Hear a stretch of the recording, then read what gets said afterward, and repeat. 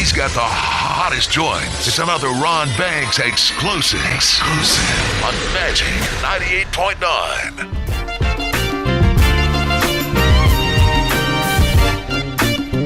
Magic 98.9, Steve Harvey in the morning, the best R&B.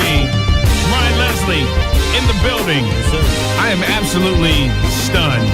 I'm not going to ask you all the hard questions that Randy asked you, though. I'm trying to be, you know what I'm saying, be real subtle about the questions. I got her hitting buttons because something's quiet. But, you know, a couple things that I got to ask you, and then I'm going to let you get on your way so we can enjoy this wonderful show that we're going to have tonight. And I can enjoy this wonderful weather y'all got down here, man. It's nice out. Yeah, the weather down here is beautiful. It's a little different, I'm sure, what you used to. Yeah. Are you from D.C.? I hear you're from D.C. area. I was born in D.C.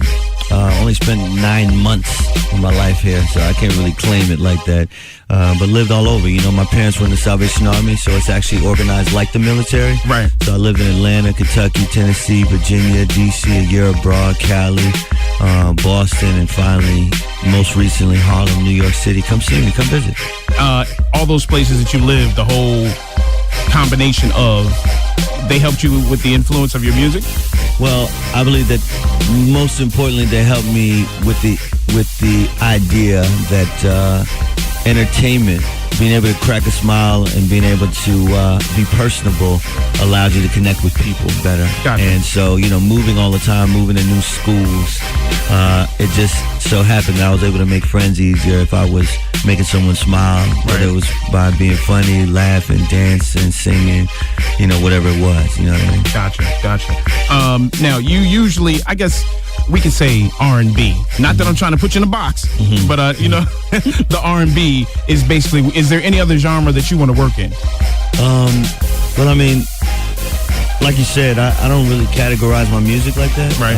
I guess for radio formats and for record labels. I never understood that anyway. Yeah, you need a category. So I really just do the music that I feel. Some folks say it's electro influence.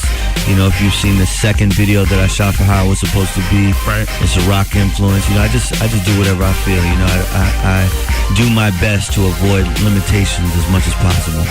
And you have a new artist. Yes. Let's bring Chris Ivory into the conversation, which is a wonderful, wonderful song. Tell us a little bit about that. I was actually just on the phone with her. We're actually shooting a video for that song. It's called Be Next to You. Right. And what's really great about Chris for me is that she's someone that has real talent and almost lost it all. She got diagnosed with cancer last year. And I'm proud to see that, proud to say that she beat it. And she called me the day that she was diagnosed, and she said, "Hey Ryan, is this going to affect my record deal with Next Selection?" I said, "Nah, wow. We believe in your talent, and no matter what happens, we support you." You know what I mean? So it's really amazing to see the response that the record's been having. And like I said, we're shooting a video in New York City next week. Well, you know, we're going to support it to the fullest. Thank you. And we have been. Yes, sir. And we'll continue to do so. Yes, sir. How does the difference between creating beats and writing songs for other groups as opposed to doing it yourself? I like it because and if you've been to RyanLeslie.com, for everybody that's out there, if you're unfamiliar with me, want to get more familiar with me, I do a good job of keeping a video diary of everything I've been doing in the music industry, and it's at RyanLeslie.com, so go check it out.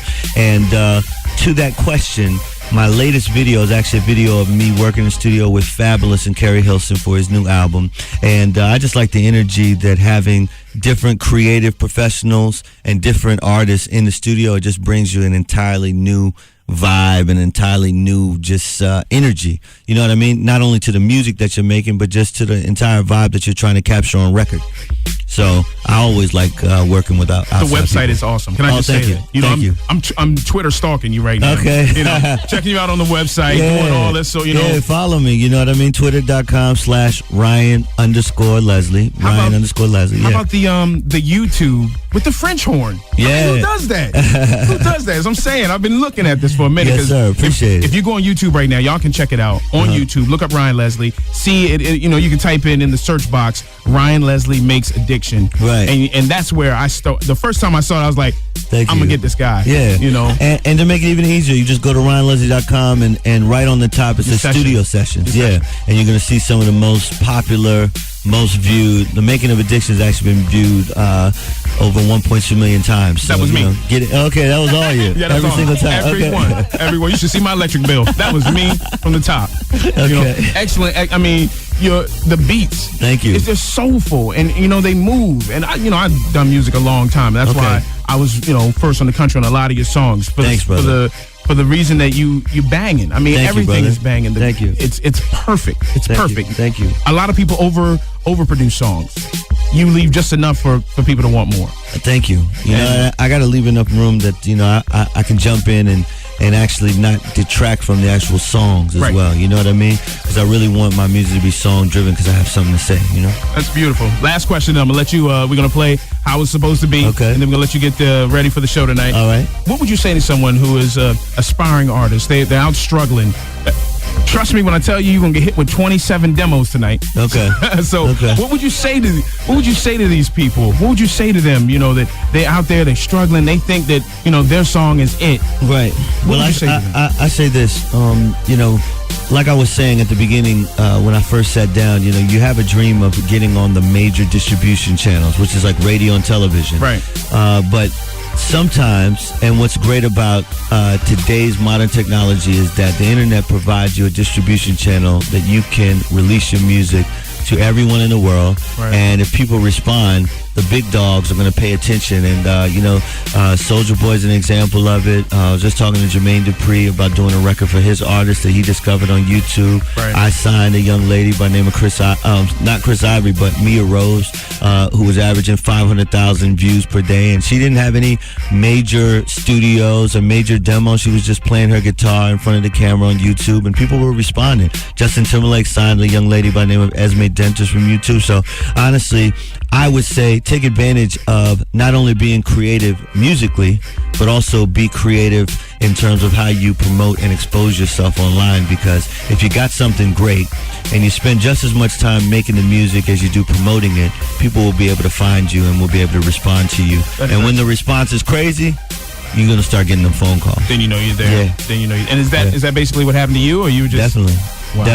Definitely. You work with everybody. I've seen on, again, that was me, 1.2. Right. So I've seen all these people that you've been hitting. I mean, Fab. You got Fab, Jim Jerry Jones, Hilson. I got some new Mary J. Blige records. That's gonna be crazy. Yeah, really, really good. And because y'all are my friends off the air, I can play you some of it. You know what I mean? Okay, so y'all great. can get an early taste. You know what I mean? And y'all can let the listeners know that I'm definitely in the studio doing my thing, and I've been spreading the music around and working collaboratively and sharing the energy with as many people as I can. Just had Rick Ross in the studio. Jim Jones' new album is out. I got a record called Precious with him. Right. Did a Slim single called Good Lovin'. Okay. All right. Yeah. So we're definitely working with a lot of cool stuff. Kid Cudi, newly signed to Universal, working with him too. Right. Drake, there's been a lot of hype about this new kid named Drake. It was just in the studio with him. So I'm definitely doing my thing on the studio music production and artistry side. We already 7 songs in on a new album too. Absolutely excellent. What we're gonna do is we're gonna hit some commercials, come back, play how it's supposed to be, and then we're gonna let you get out of here so you can get ready for the show. Okay. All right. Thank you. Ryan Leslie, we live at Magic 98.9. 98.9. That was excellent. Shot. Damn, I'm good. Yeah, man. You wanna touch me? It's real. No. Take my picture. No. What? It's great. I already took it.